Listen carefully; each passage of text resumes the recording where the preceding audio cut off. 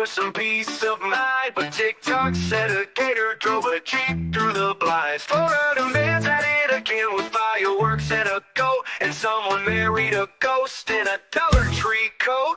Hey, what in the Walmart rapture is going on? Aliens dancing in a Waffle House song. Karen's got a taser in the checkout line, and Dr. Oz just adopted birds to fight off crime.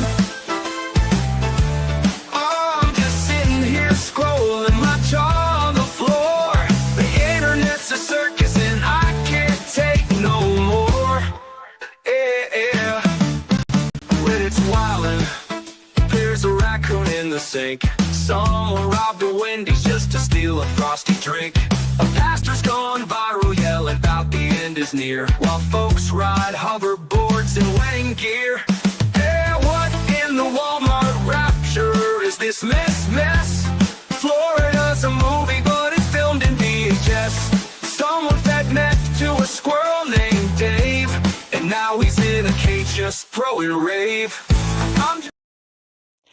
Good morning, everyone. It is Thursday, and we are rocking. We've got a lot of stories, a lot of absurd, a lot of weird, and a couple cold cases. So it is all in there. No UFOs today, which is kind of sad. But we do have a fugitive who has been on the run, or at least, getting away with this crime, allegedly, for 18 years.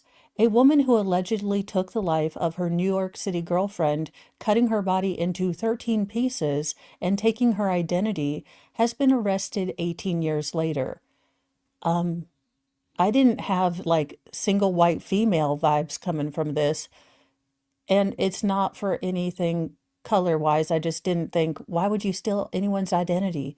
Again, no one wants to be me. I can barely spell, and numbers confuse me. So don't steal my identity. Now, a Georgia woman has been arrested for the murder and years-long identity theft of her girlfriend, a New Yorker who was found dismembered beyond recognition in a burning body bag nearly 18 years ago, according to authorities. Angel Thompson has been charged with the December 2007 murder of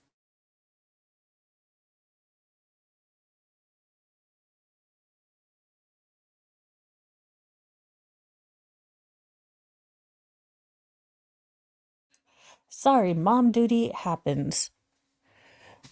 Let's see. So Angel Thompson has been charged with the December 2007 murder of Nicole Alston, a 24-year-old woman from Manhattan who was discovered cut into 13 pieces. What in the Hannibal Lecter hell is going on here?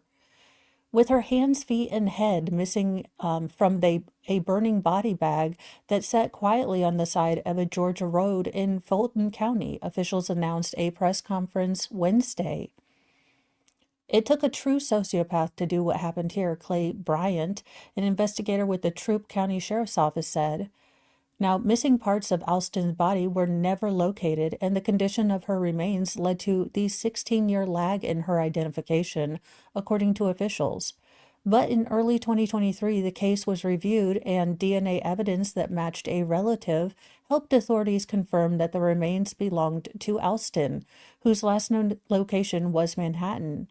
Now, investigators learned that Alston left the Big Apple in 2007 to move in with Thompson, who was wanted at the time in New York for theft and identity fraud.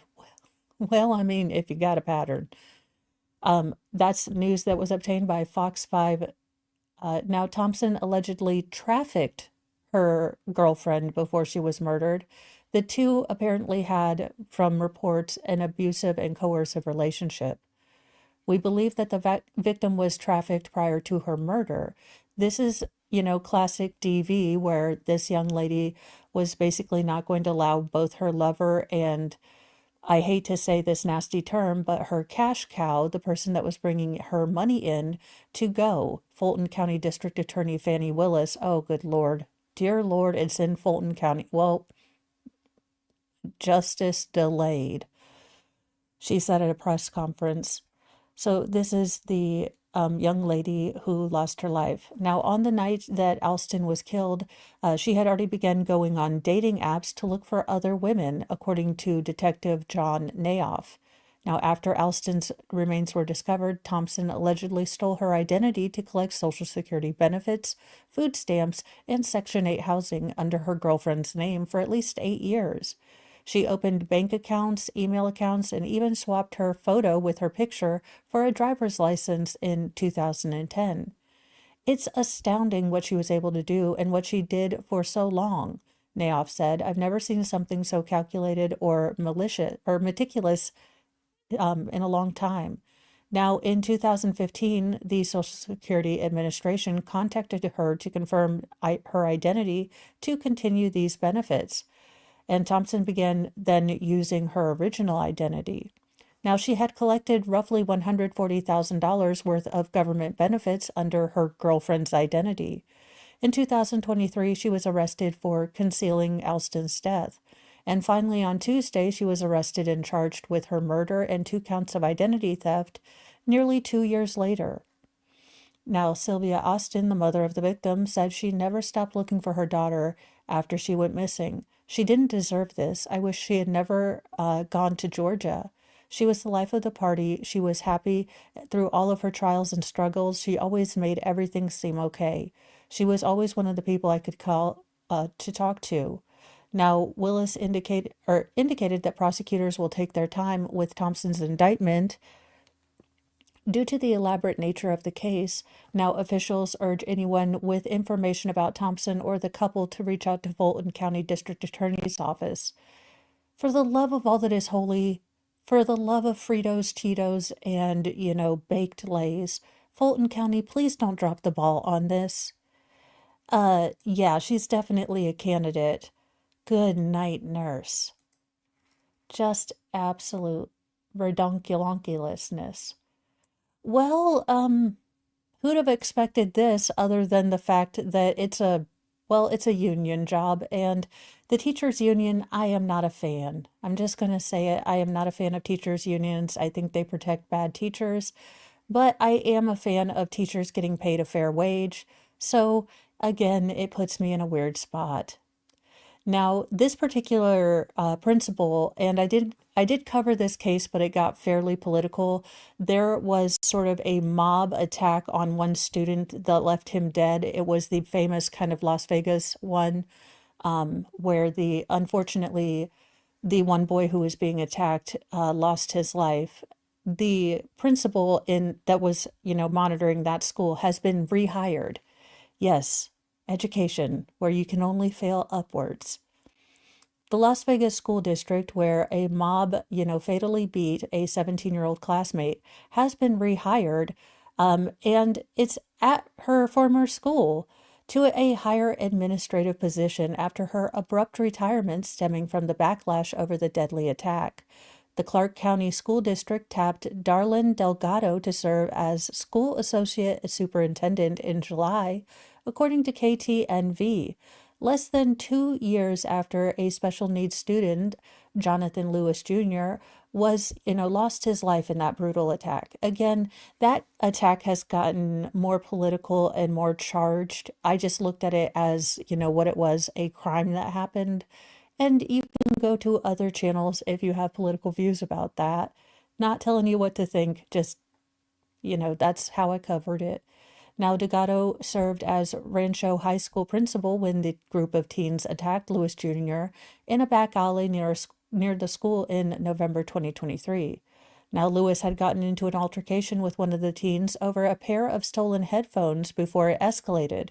Now, the deadly brawl was witnessed by roughly 20 people, most of whom recorded the attack and posted it online. Lewis sustained blunt force trauma and unfortunately succumbed to his injuries days later. Now, Delgado faced scrutiny during police investigations into staff's response to the allegations made by Lewis about his future, attackers before his death. Now, she retired from her post in January 2024, only 2 months after Lewis's death, claiming she wanted to spend more time with her family. However, her retirement hasn't lasted long, as she was hired as the director of the Young Women's Leadership Academy, of Las Vegas 6 months later. Then I guess that whole, family thing was a bit of a fib, madam. Now, 9 teens were arrested and several faced murder charges in Lewis Jr.'s death, but they were tried in juvenile court because they were between the ages of 13 and 17 at the time of the attack. Now, the court found that charges were substantiated, but the cases have been sealed because they are in juvenile court. Now, on August 7th, Lewis's father sued the school district, formally arguing that education officials had ignored warning signs leading up to his son's attack and failed to act to protect their student. Jonathan even reported having issues with his assailants to CCSD prior to the incident, but CCSD failed to investigate or act on his complaints, which could have or would have prevented his assault and death, according to the lawsuit that the father has, put in. Now, the heartbroken father alleges that school staff knew Lewis Jr. had faced a pattern of aggressive behavior from the teens that attacked him. Now, CCSD Superintendent Jahone Elbert nominated Delgado as a candidate for an open associate superintendent position during a Board of Education meeting in July. Now, several board members questioned Delgado's decision to retire abruptly, but the debates were shot down by Ebert. It's none of our roles to do the interviews. It's not our role to determine questions. It's our role to determine whether or not this resume and this contract that is before us is approvable or not, Board Attorney Teddy Parker said during a meeting. Everything else, you're second-guessing your superintendent. Oh, hell no. Don't tell me I can't question something when you're going to take my money to do it. Now, Delgado was eventually approved by the board to return to the school district and take over that new role. Now, district officials have not allowed Egbert, Delgado, or Delgado's new boss, Superintendent Jesse Welsh, to be interviewed. Now, Delgado has been touted as a, quote, visionary bilingual instructional leader who has helped shepherd the Rancho high school community through a tremendously language like this makes me want to unconstipate my chakras. It's just like, you're lying and you're covering your behind, and I don't like PR speak. So that's PR speak for we're covering our behinds. Don't say nothing and don't get upset at us. In a scary, oh no, this is the next story, sorry. In a ridiculous story that I hope American Airlines does fix, a military wife has claimed that American Airlines accidentally charged her $3,600 after she flew to visit her husband on base and have refused to refund her, as you do. A traveling mom says American Airlines bilked her out of more than $3,000 following a ticketing error and initially refused to refund her money. Now, the peeved passenger, known only as Kate, took to TikTok to tell the ticketing tale, publicly pleading for the carrier to make the situation right. Now, American Airlines accidentally charged me thousands of dollars, and now they're refusing to pay it back, the Californian claimed at the outset of her viral video, which has clocked up to 1.6 million views. Now, Kate explained that her husband was in the military, and she and her 5-month-old baby had traveled to Japan to visit him there. Now, rather than obtain a return ticket, crafty Kate decided to book her flight back to America using airline miles gained through a credit card. I'm pretty savvy using credit card points and airline miles, so I'd been checking the American Airline site daily for award tickets to open up. When one finally became available, I booked it and immediately called American Airlines to add my 5-month-old as a lap infant. Now, an airline employee informed her that she would have to pay an additional $386 for her baby, which she did pay over the phone. However, the receipt revealed that Kate had not been charged $386, but also an additional $3,674 for a second full-price ticket under her name. Now, Kate called back, and American Airlines allegedly assured her that she would be refunded the $3,674.11 within a week. And welcome, Tom Gillis, and everyone, good morning. Now, upon check-in at Okinawa Airport, the Japanese gate agent was confused by the fact that there were 2 tickets in Kate's name, and one was purchased with a credit card, and points, and the other one was $3,674. I had two tickets in my name on the same flight under the same confirmation code. Now, despite the gate agent assuring the mom that she was using the award ticket, a refund never came through as she arrived back into the US. Now, at home, Kate said she spent more than 50 hours on hold with various staff who were unable to resolve the situation. Now, after weeks of chasing the airline, she purportedly was informed that she was ineligible for a refund because the Japanese gate agent had checked her in on the erroneous, paid for ticket. I had this huge weight on my chest knowing a massive corporation had taken thousands of dollars from me. It would keep me up at night. Now, public pleading worked after she put her video on TikTok in a last-ditch effort to try to get her money back. With it going viral and, attracting American Airlines' attention, she was able to get, her money back. Now, soon after, she received a call from the airline saying she would be getting a refund for the charge as well as 7,500 mile bonus points for an apology. So there you go. So, I mean, good story. She got her money back, and complaining on the internet continues to work.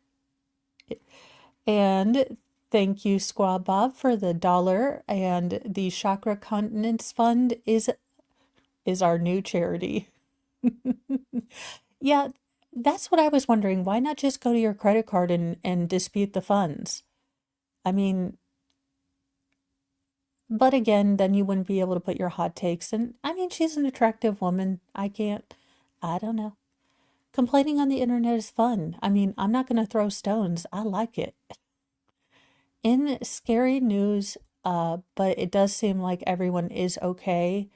Um, I I mean okay in the fact that they are hurt, but it seems to be survivable injuries, which is not always a silver lining that we get, unfortunately, with these kind of accidents. But multiple students were injured in a horrifying school bus crash on the first day of classes. A Texas school bus carrying more than 40 students on Wednesday rolled over after veering off a rural road on the first day of class, injuring multiple students. Now, at least, okay, I skimmed through this morning, but was wrong. Now, one person does have life-threatening injuries, while two others had potentially life-threatening injuries, according to Assistant Chief Kevin Parker with the Austin Travis County Emergency Medical Services. Now, the bus was traveling on a rural stretch of a two-lane road when it veered off the right side for an unknown reason and rolled over. And thank you for becoming a member. I have to do Squab Bob's ticket. That's my first Rumble rant. Why am I trying to write with lip gloss? That's not helpful. So thank you, Squab Bob. Look, y'all, I am all Twitter pated. We are taking my oldest to college today, and I'm going to be that embarrassing mom. I just know it.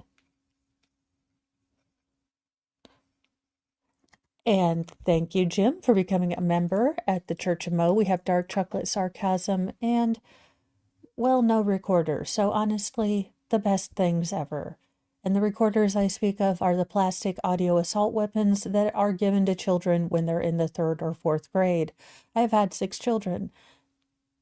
There is no way I'm listening to one more hot cross buns. I just can't do it. Look, I have been pushed to my limits. So we don't allow those in the Church of Mo. Sorry, just know. Now, authorities are still investigating the crash because there isn't really a reason that they know right now why the bus veered off the road. Now, video footage at the scene showed the yellow school bus lying on its side next to the road with its roof damaged and several windows broken. The school and emergency officials said the bus had 42 children on it. Now, the driver was among the 12 people who were transported to the hospital.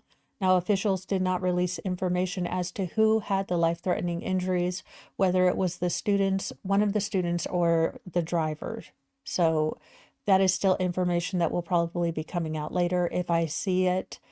Even though tomorrow's Friday, I will try to get that update for you because everyone likes to know that, kiddos and bus drivers are okay. Now, the bus for Leander Independent School District was carrying primarily elementary school students. Superintendent Bruce Gearing said. Now, the crash happened shortly after school let out, and no students had been dropped off. The bus was a 2024 model and was equipped with state-mandated seatbelts that the children were required to wear.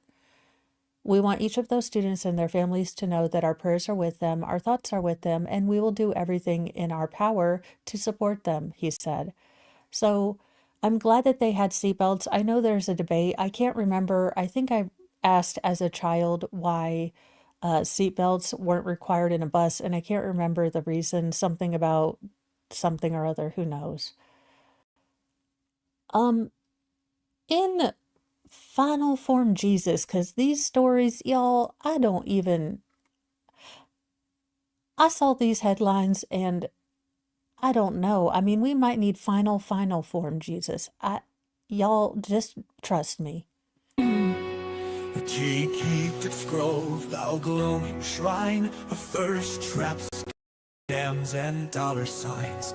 We chant in tones both grim and low, for virtue fled a long time ago. Kyrie eleison, Christe descendat, final form Jesus return in wrath. With six-pack glistening, sword in hand, he cometh swift to cleanse the land. Y'all, what in the Walmart rapture, what in the fever dream? The Matrix is broken. A widow has a late husband's tattoo cut from his body and framed as a cool tribute. It does so much more than a picture. No.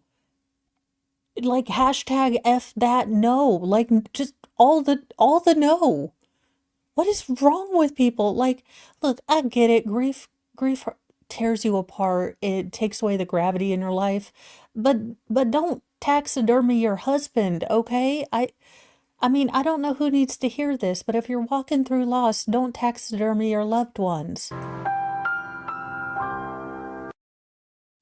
I mean, this also has some horrific historical connotations too. I mean, there have been people throughout history that have been very, very evil that collected tattoos in similar fashion. Not a good look. Instead of wearing her heart on her sleeve, she got her husband's sleeve framed. What in the hell is wrong with people? When Angelica Radivesky lost her spouse unexpectedly earlier this year, the West Virginia, explains it, nurse and the mother of one made a bold decision that stunned millions online. She preserved and framed a piece of his, dermis, his skin. Now, Angelica, 35, and her husband TJ had been lifelong friends before marrying in 2021 and raising their 10-year-old son, Preston.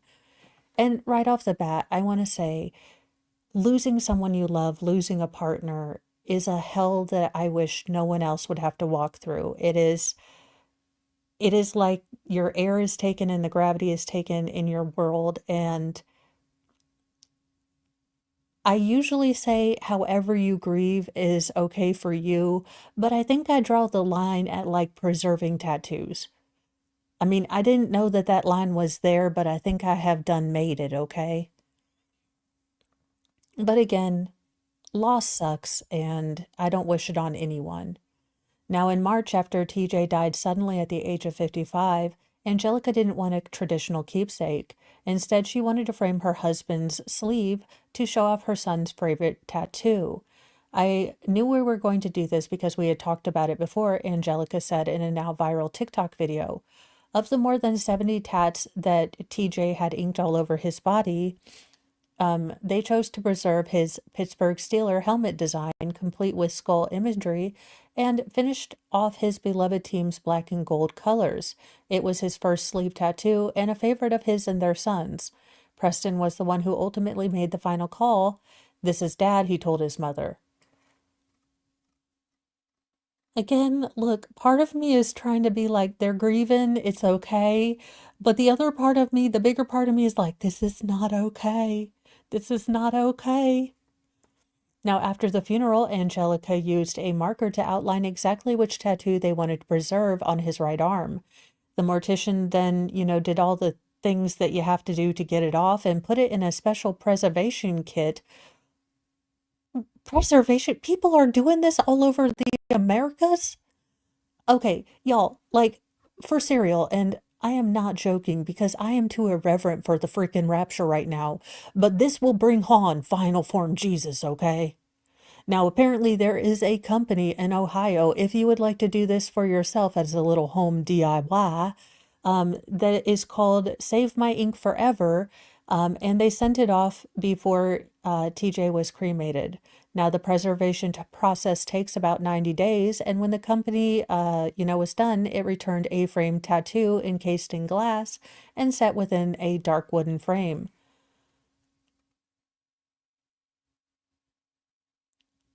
No, all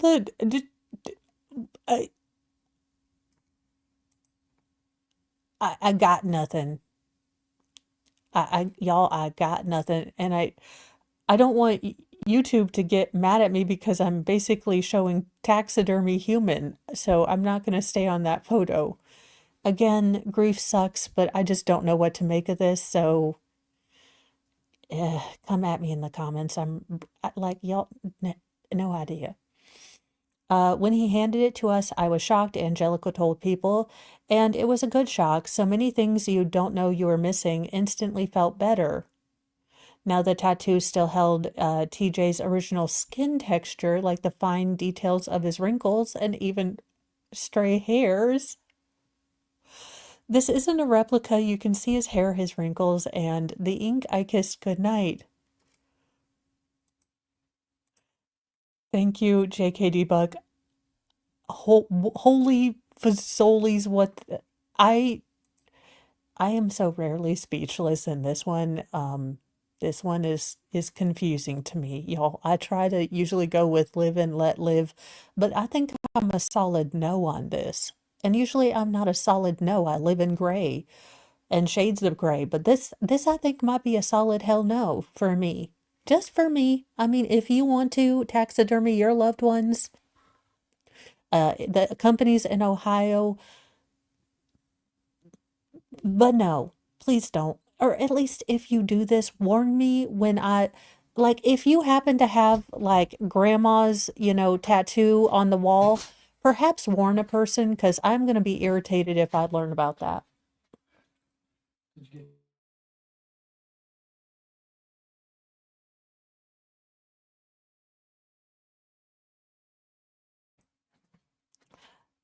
So, I mean, there you go.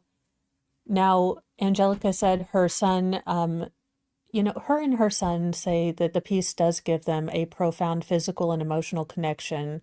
So, as much as I say this is not for me and I don't think we should do this, if it helps people, look, I don't endorse this. Do not get life advice from me. Now, viewers have been divided. Angela has shared her journey of loss and preservation on TikTok, where her video about the tattoo has amassed nearly 30 million views. Now, viewers have been divided. Many expressed admiration and support, while others compared her decision to something out of a, horror story and compared her to Jeffrey Dahmer. But Angelica wasn't fazed. Just because it's not what you want, you don't have to make me feel bad about it. We feel him a lot spiritually and energetically, she continued, but this is that piece that we really needed. When we want to know he's here, we can hold the frame. It does so much more than a picture. The widow hopes her story also helps others plan for the unthinkable. Without life insurance, her family faced immense financial pressure after TJ passed, and now she uses her platform to advocate for open conversations about passing and end of life wishes. Um, Instead of planning for a wedding for a year, why don't you start planning and making it normal and not so ugly to talk about death, she suggested. You can be prepared both financially and with what you want for your body. So there you go. I mean, and that's actually really good advice. Have these conversations. It is a sad fact of life that you never know when those conversations will be too late. I already vehemently say I will outlaw this when I become president. Toothpaste made out of hair could be on shelves in 2 years, and scientists say it's the secret to stopping tooth decay. I'm out. I'm out. Someone wake me up. I want to be in Neo's world. The Matrix has gone crazy. Fluoride in toothpaste has been shown to strengthen tooth enamel, making our chompers more resistant to acids from plaque and bacteria that can cause tooth decay. Now, researchers from King's College London say they have identified a substance that can protect against decay and repair early stage damage better than fluoride. But brace yourself, it's found atop your head. No. How are we going to look? There is not enough hair to do wigs and hair extension. Where are you going to find good hair to do teeth? We're entering an exciting era where biotechnology allows us not just to treat symptoms, but to restore biological function using the body's own material, said Sharif Al-Sharway, a senior study author and consultant in prosthodontics at King's College London. With further development in the right industry partnerships, he added, we soon may be growing stronger, healthier smiles with something as simple as a haircut. Now, keratin, a protein in human hair, skin, and nail, and the wool of sheep, forms a dense material coating that mimics the structure and function of natural enamel, protecting teeth and potentially sealing exposed nerve channels that cause sensitivity. Now, the UK researchers hope to channel the power of keratin into daily toothpaste or a professionally applied gel that can target problem areas. Interesting. They envision a product hitting shelves in 2 to 3 years. Pantene toothpaste. Okay. Now, for this study, they harvest keratin from wool, and they found that the protein, when applied to the tooth surface, interacts with the minerals naturally present in saliva to create a crystal-like structure that resembles enamel. This so-called scaffolding continues to attract calcium and phosphate ions from the saliva, paving the way for an enamel-like coating to grow over time. Now, tooth enamel lacks living cells, which means it cannot be regrown by the body. Once it's lost, it's lost. The keratin findings are being hailed as an advancement in regenerative dentistry, a field focused on harnessing the body's own healing mechanisms instead of synthetic materials to repair and regrow damaged dental tissues. Now, the study was published this week in the Journal of Advanced Healthcare Materials. It's a page turner. Now, I mean, it gets a little smexy, but it's good. Now, keratin offers a transformative alternative to current dental treatments. Not only is it sustainably sourced from biological waste materials like hair and skin. Okay, no. This is the second time skin has been mentioned, and I swear to goodness, channeling Mallory Archer, being a Mallory Archer from freaking Archer, do you want the rapture? Because this is how we get the rapture. Stop talking about using skin. We are turning into Soylent toothpaste. Oh, good night, nurse. Now, tooth decay does affect nearly 90% of adults between 20 and 64 and about 46% of children. Poor oral hygiene, acidic foods and drinks, sugar, aging, genetics, and conditions such as dry mouth, GERD, and teeth grinding can also contribute to enamel erosion, which can cause tooth sensitivity, pain, and loss. Um, I'm outlawing science at this point. I don't know if y'all are using this for good. That being said, if it'll stop Alex Jones and what's that other guy? His name escapes me, from Predator, talking about fluoride killing the pineal gland, I'll be kind of okay with it. I mean, it swings and roundabouts. It creeps me out, but I'll deal with it if it keeps, all those wackos from talking about fluoride, which I don't really have an opinion on. I haven't researched, so don't come at me. I don't know nothing about it. I don't have an opinion. Thank you, JKD Buck. My god.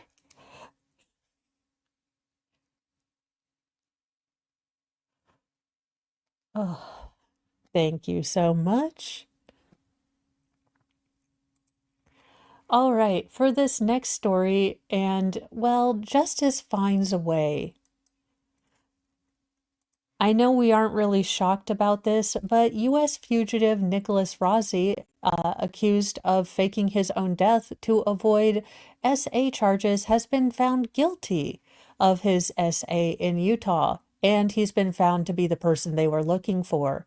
But in case you were fooled by him, looking somewhat like Silent Bob from the first, Clerks, he is actually the person that they were looking for. A Rhode Island man accused of faking his own demise, then fleeing the United States to evade SA charges, was found guilty Wednesday of SAing a former girlfriend in the first of his two Utah trials. A jury in Salt Lake County found Nicholas Rossi guilty of a 2008 SA after a 3-day trial in which his accuser and her parents took the stand. Now, the verdict came hours after Rossi, 38, he's 38. That is a rough 38.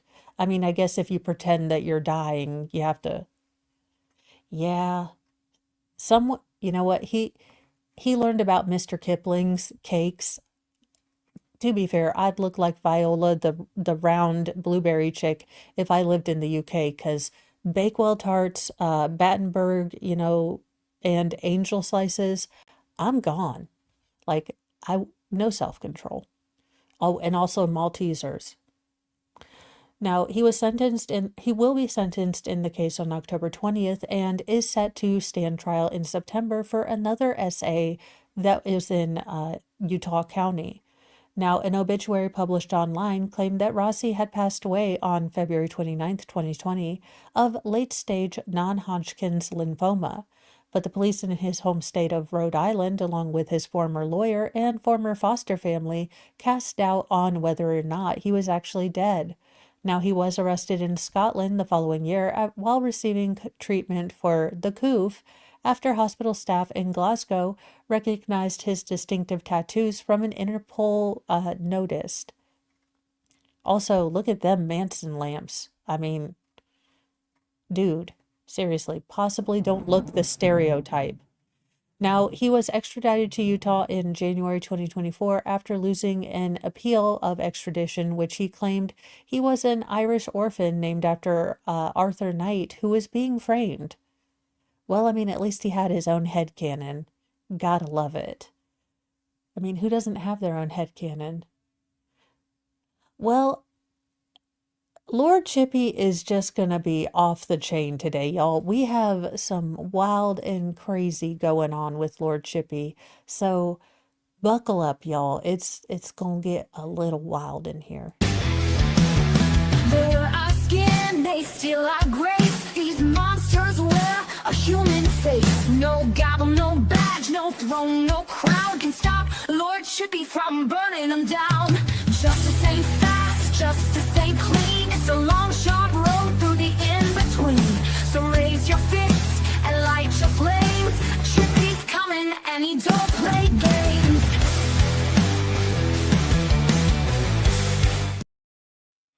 All right, a homeless lunatic was accused of taking the life of a pregnant woman and her partner, whose decapitated head was found mounted on a spike. Again, with a headline like that, what in the absolute crap spackle is wrong with people? I mean, I know this is probably the answer, but holy fazolies. A deranged homeless man stands accused of taking the life of a pregnant woman and decapitating her partner, whose head was mounted on a spike in a twisted attack inside their Australian home. Athena Giorgio Galapagos. Look, it is.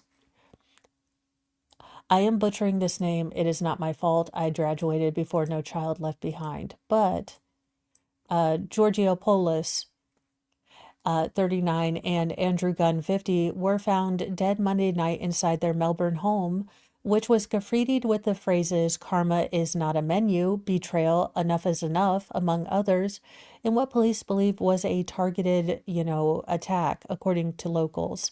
Now, Victoria police rushed to the grisly scene after a neighbor stumbled upon the horrifying sight and screamed, according to the Herald Sun. I mean, no one should have to come across what I saw down there, Ben Scott Sandvik said of finding the couple, who are excited to welcome their baby girl in just 4 months. Nobody needs to live with knowing this sort of thing has happened to their families. Now, Ross Judd, a 34-year-old barefoot, bloodied homeless man, was located at a nearby train station with his two dogs and cuffed about 4 hours after the slayings, according to news.com.au. Now, this does appear to be a targeted attack, and our suspect is known to the address, according to homicide detective Dean Thomas. It does not appear to be random, and we're not looking for anyone else. Now, authorities believe that the unstable suspect went to see the couple, who he knew, when a fight erupted, and he carried out a barbaric attack and then fled with his dogs. Now, the nature of their relationship and the disturbing graffiti remains under investigation. Judd was charged with 2 counts of murder and thrown behind bars Wednesday following a hearing at Melbourne Magistrates Court, the outlet reported. Now he is expected to be evaluated in jail and due back in court in January. Now, the victim's devastated aunt, Penny DeLavertis, was reportedly seen crying and sitting on a curb outside her niece's defaced home the night that this, scene was discovered. According to the Herald Sun, she said she was so looking forward to having a baby because she was 39 and she never thought she could have one. What in the hell is going on with people? I mean, Lord Chippy for sure. Now, I don't know why we seem to have an overabundance of momsters and dadsters. Well, you can't really make dad a derogative, but I will work on it. Momsters and dicksters instead of moms and dads, but we do have them, and Lord Chippy is happy to, make their acquaintance, so we don't have to. This heifer. A mother buried her son in a shallow grave, then coached his siblings about what they were supposed to say when she reported him missing. Okay, geniuses. We're going to take a moment because I think I need to explain, not that I think anyone in the chat, but let me explain something. When your child goes missing and they think that there might have been an abduction, do you know what that calls in quite rapidly? Nearly every city, locality, or nearby locality of a largest-ish nature is going to have a fast reaction kidnapping or abduction response team by the FBI. So if you claim that your child was abducted, the FBI is going to look at you. And they seem to be semi-okay at figuring out when parents are lying and they're monsters. So I would recommend that you don't do any of this. And if you're having, a struggle with your kids, you get help because there's help out there instead of doing all of this ridiculous stuff. A missing Kentucky child has been found no longer living, and now his mother is behind bars, according to law enforcement in the Bluegrass State. Felicia Gross, apropos and fitting, 33, stands accused of 1 count each of manslaughter in the second degree and abuse of a corpse, also tampering with physical evidence, falsely reporting an incident to law enforcement, and tampering with a witness, according to the Kentucky State Police. Now, on August 6th, Jalen Spicer, 10, was reported missing in Jackson, a small town located about 100 miles southeast of Lexington. Now, state troopers devoted significant resources to search and rescue this little boy. Sadly, less than a week later, law enforcement uncovered the alleged ruse, according to a arrest citation obtained by Lawn Crime. Now, troopers say that Gross admitted to her role in the boy's death during a Mirandized interview at the Jackson Police Department headquarters. She confessed to providing Jaden a type of sleep medication. Miss Gross further stated that the medication caused him to have a medical emergency, and she believed that he had passed away from his medical emergency. Now, he was last seen alive on August 5th. Both parents reported the child had gone to sleep that evening, but gone missing by the next morning, with his whereabouts unknown. Now, details about the little boy were shared to help the search, and he was believed to have been wearing a Sonic the Hedgehog pair of pajamas. He was described as 5'1", with a slim build, blonde hair, and blue eyes. He looks just like one of my youngest ferals. This is so incredibly sad. And I think my youngest, or all of my ferals have different, Sonic shirts. They love Sonic. We have a lot of different tools in place, and we're going to continue our search until those our resources are exhausted. Kentucky State Police Trooper Matt Gayhart said as the search went on for days.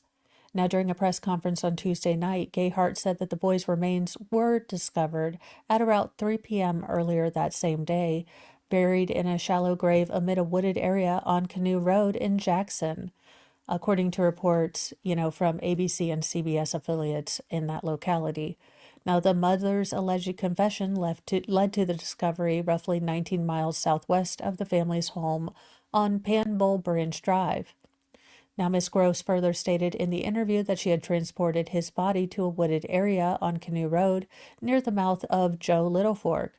The arrest citation continues. A search warrant was prepared and executed on this property, and sadly, Jaden's remains were located buried underground in a plastic tote. Now, troopers also appear to allege that Gross had instructed her other children to lie about their brother's death as they searched for the boy. The defendant even penned out a handwritten note pleading for the public's help in finding Jaden, according to the state police. Let's see if I can read this. We love you, Jaden, and want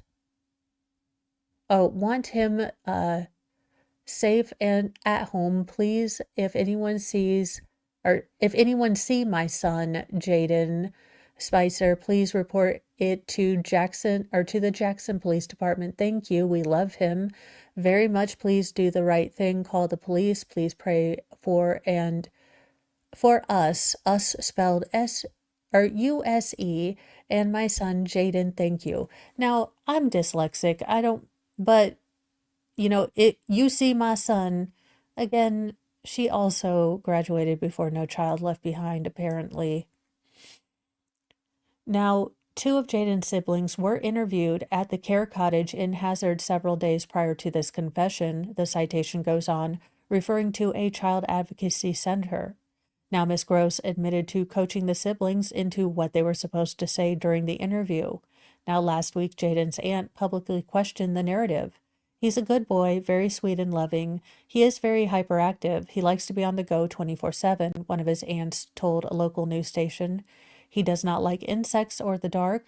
Up in the hills, any child can go anywhere, but it seems unreal that he would go up there. Now, the defendant is currently being detained in the Kentucky River Regional Jail. Now, an autopsy will be performed on Jaden's body to determine the precise cause of his death.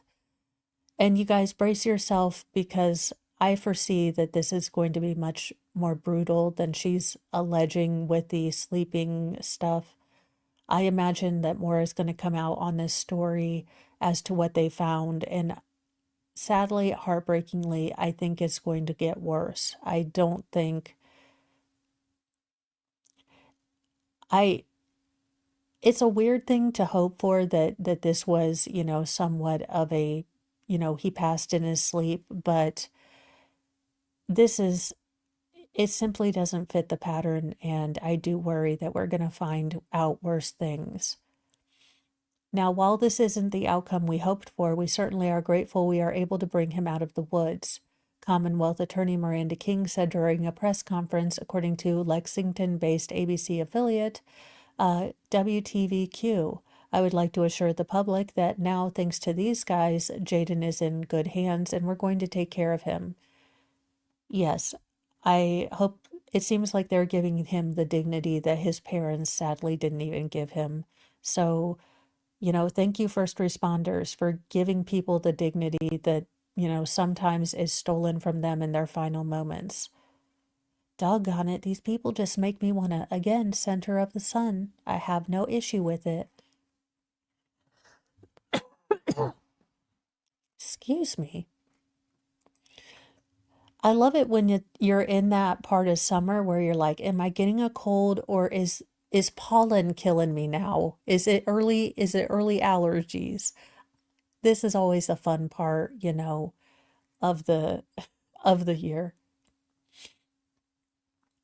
Well, in other more redonkulous news, Be very careful where you pop pimples because it could be life-threatening. I am today years old when I learned this. I did not know about the triangle of death. I popped a pimple in the quote triangle of death end quote and ended up in urgent care on 4 prescription drugs. So let me see if I can pull up the graphic or get this to play because it's basically through here, like on your nosular region, on your schnoz. 1 second. I can. Nah, it's not going to work. Don't squeeze. That's the warning from a mom of 3, Lish Marie, who ended up in urgent care and filling 4 different prescriptions after simply popping a pimple on her face. But the spot in question sat in what dermatologists call the triangle of death, and they said that her blemish blunder could have actually taken her life. I mean, daggone. Now, Lish tried to pop a cyst pimple just below her nostril, a pretty common place for pimples to grow. But within 4 hours, things got bad, she said. That side of her face swelled so much that when she tried to smile, only the opposite side would raise in a grin. She said the results were extremely painful, and doctors at urgent care put her on 4 medications to take care of an infection, steroids, and antibiotics. Now, her pimple fell inside what is colloquially known to dermatologists as the triangle of death, an area where a popped pimple can release bacteria into the brain, potentially leading to life-threatening infections. How am I today years old when I have popped so many daggone pimples? Maybe that explains why I can't spell. I mean, that's, you know what, Miss Fleener? I wasn't bad at trigonometry. I just had a lot of nasal pimples. It's not my fault. Popping pimples in the center of your face can be particularly dangerous, dermatologist Dr. Mark Storm said in a TikTok last year. That area of your face forms a bridge of the nose down to the corners of the mouth and has veins that connect directly to the brain via a blood vessel called the cavernous sinus. Cavernous sinus sounds like a punk band. Now, when you squeezes it there, you leave a small open wound through which bacteria, like from your hands or the air, might be able to enter the bloodstream, thus leading to an infection, which could potentially be carried to the brain. Now, complications of this include blindness, stroke, paralysis, and even shuffling off this mortal coil. Now, another TikToker, explained that she had also had something like this. Well aware of the triangle of death, Lish knew she got lucky. I think I caught mine extremely quickly within hours, so I'm on a ton of meds. Now, 24 hours later, she said she was doing better, although she noted that her smile was still a bit crooked. But 3 days later, she was 100% back to normal. So, just don't be careful with your pimples, okay? Just be careful, y'all. I mean, now, we needed a heartwarming story too. Where'd it go? Oh, here we go. A Texas boy's heartwarming moment with his prized goat out of an animal show goes viral. Oh my gosh, it's Mini Valhalla. Look at that. He's got a goat and he's giving it a hug. They're the proudest people ever. A 5-year-old boy in Texas has captured hearts after he was filmed joyously showering his prize-winning goats with hugs and kisses after placing fourth in a local animal show. Now, the heartwarming video, which has garnered more than 6 million views on Instagram, shows Milo Garza beaming at his yellow ribbon before hugging his white and brown pet goat, Teddy Bear, and smothering him with love at the Padres Cabritos Goat and Lamb Show in Kingsville on June 22nd. I love goats, Milo told NBC News Monday after the viral video posted June 23rd erupted on social media. We feed them, we work them, we walk them, we give them water. Now, Milo comes from a family of goat ranchers filled in the junior competition for his older brother at the last minute when the heartwarming, moment was captured by an attendee and posted online. Now, the young boy said his favorite thing about Teddy Bear is his plump little legs. Okay. It was raw emotion, Elizabeth said of Milo, affectionately squeezing his furry friend. Let me see if they put the link in here. Do heartwarming video. I may be able to internet. Aww. And he looks so cute. Look at him. He's just so proud.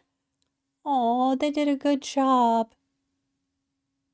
I need to get the youngest, most feral a goat and cowboy boots. He looks so cute. That's it. I'm dressing the youngest, most feral as a cowboy. He's going to be like, Mom, I don't want to be a cowboy. I'm like, too bad. It's cute. It was raw emotion, his mother Elizabeth said, of Milo affectionately squeezing his favorite furry friend. It was something totally unexpected. Milo is a goat lover. He goes outside and he's constantly playing with the goats, hugging them and giving pets to them. He can't get enough of them. Valhalla, I think you have found, your intern.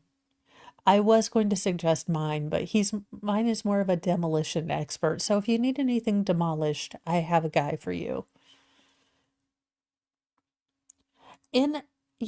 Miracles happen every day, even in, very sad stories.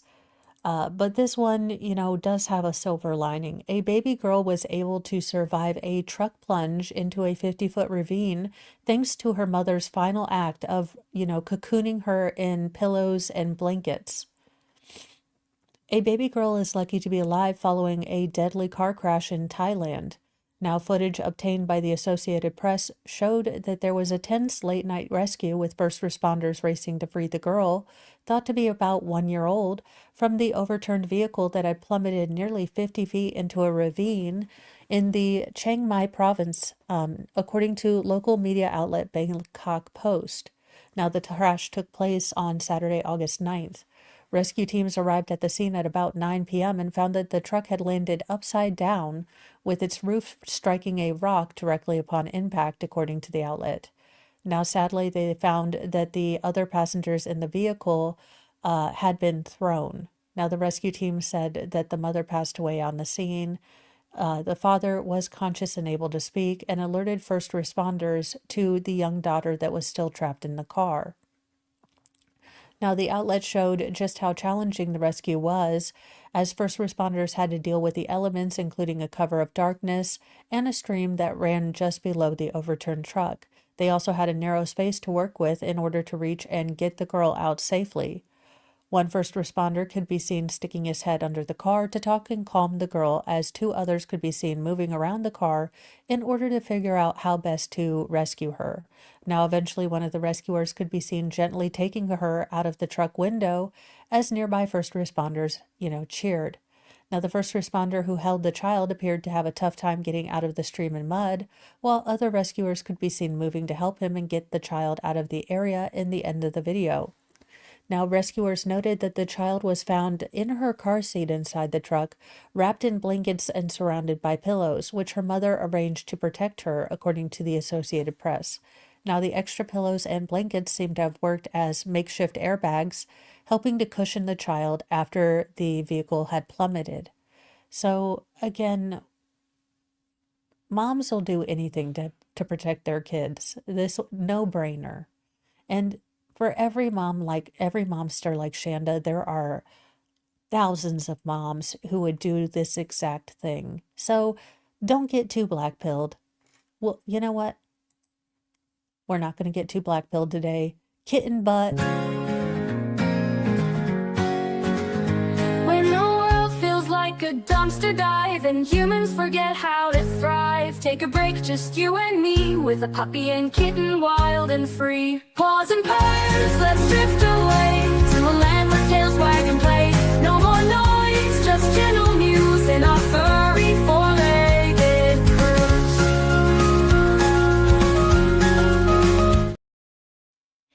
And she is doing fine, and her father is still in the hospital. But our next crazy story, apparently this chick is a honeypot. And you can hire her, but mostly women hire her. Suspicious women hire me as a honey trap to test if their boyfriends will cheat, and it's shocking how fast men fold. Well, I mean, them are fake, but very, very, they're northward facing. They're Congratulations. You don't have to reach under your armpit to grab a boob. May the odds be ever in your favor. Move over private detectives. Lena Madison is a real live honey trap, taking cheating boyfriends down one flirting emoji at the time.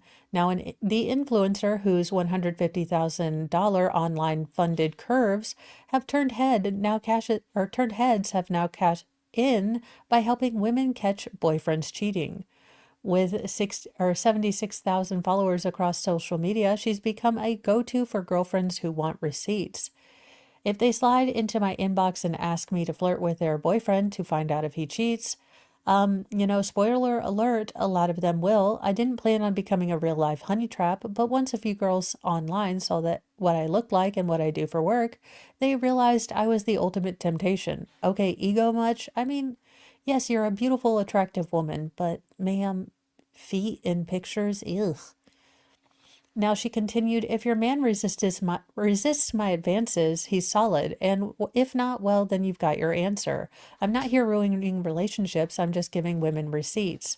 Now she doesn't exactly hawk her services, but word travels fast. Now she reportedly charges $5,000. Would you like me to test your husband's loyalty? $5,000. Mama wants a cruise and one of them real souped up golf carts. I mean, Mama, why do I never come up with these ideas? Oh, because I have morals. I forgot. Damn it. So she charges $5,000 to test a boyfriend's loyalty using the man's social media or phone info. Now, within hours, she slides into his DMs and sends back evidence of any flirtation or foul play. Sometimes it just takes one selfie and a flirty emoji. I've had guys try to meet up with me the same night. Honestly, it's shocking how fast they fold. Now, one woman who messaged Madison for help later broke down in tears after seeing screenshots. I knew it, I just needed proof. Heartbreaking, sure, but the model thinks it's better to know for certain if your partner is going to cheat on you rather than living in the dark. Now, some critics call the blonde beauty, well, meddlesome, but Madison insists she's just a high glam private eye. Now she says she keeps it strictly professional, as in no in-person meetups, and every move is cleared with her clients first. It's wild how many men don't hesitate to give into temptation. I don't reach out to anyone on my own. Ladies, if you suspect he's cheating, you don't need this chick. Listen to yourself. You've probably seen the red flags. Men too, you've probably seen the red flags. Just ask them, and if you can't trust them, there isn't a relationship. You don't need to hire this chick for $5,000. That's my life advice. I mean, y'all don't have to take it, but that's what I would suggest. In our final story, look with your eyes, not with your hands, apparently is getting this New York cop in trouble. An NYPD officer who was spotted on camera flashing a prolonged glance at a woman's backside while he was on patrol at a Yankee Stadium game on Monday night has gone instantly viral, as it's been speculated what he was checking out. It was the badonkadonk. We don't need Sherlock here. Now, social media erupted during New York Yankees game against the Minnesota Twins Monday night when Yes Network cameras picked up the officer in the bottom of the first inning. As he stood guard, a man and woman walked by, and the officer's eyes appeared to be glued to the woman's backside for a few seconds, leading to the instant online reaction. I don't have enough friends to send this to. I'm dead, one ex-user. Let me see if I could. Where is the daggone video? Are you going to put it in? No, you didn't, you stinky buttholes. Do. Okay, let's see if. Aha. All right, I outsmarted you. Well, no, I just figured out how to work things because I'm not. Yeah, that was definitely a badonkadonk check. Let me.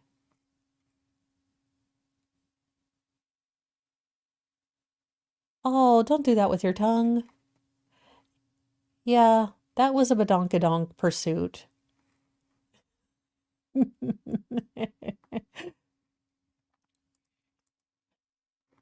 All right. How blatant could it be? Geez Louise, another person mused. But some thought the cop didn't do anything really scandalous. That guy checking that girl did not have, a weapon. He was doing his job. Meanwhile, some ex-users took issue with the Yes Network focusing on the officer for so long, and others took issue with account putting him on blast. Why the hell they highlight the guard for that long? Laughing my butt off, one account user wrote, and another guy chimed in, wow, way to expose a guy. It's fine if you want to send that to your friends and have a laugh, another account bemoaned, but did you really need to plaster this poor guy's face publicly on social media? Now, the game, the sport ball game, ended in a 6-2 Yankees win as the Bronx Bombers took a sweep Minnesota. Look, I don't know. They're playing baseball, okay? I don't know what that means. So there you go. That is our final story. Don't check women out when you're on Jumbotron and, be a good person in general. I will see you guys tomorrow on Shizzy's stream for Friday Fun Day wrap up. And then we will be doing the, pre-stream for Experts Friday Night Lights. So hang out with us on Friday. We will be doing all of the fun things. Have a wonderful day. Thank you for sharing your time with me. Let me pretend I am a professional and send you off to somewhere, you know, like Baker does, because he is actually a professional, whereas I am working on it. I am trying. Some days better than others. It is okay. It looks like we have jury or verdict watch on the Nicholas Cassiotis trial. So I will be sending you over to him. Give him some love. Have a wonderful day. Be safe. Be kind. As always, be kind to yourself. Be kind to others. But have a sassy mouth and carry a can of bitch fire because, they're trying to make toothpaste out of hair. We have to stop the madness. Y'all just stop the madness. Bye, you guys.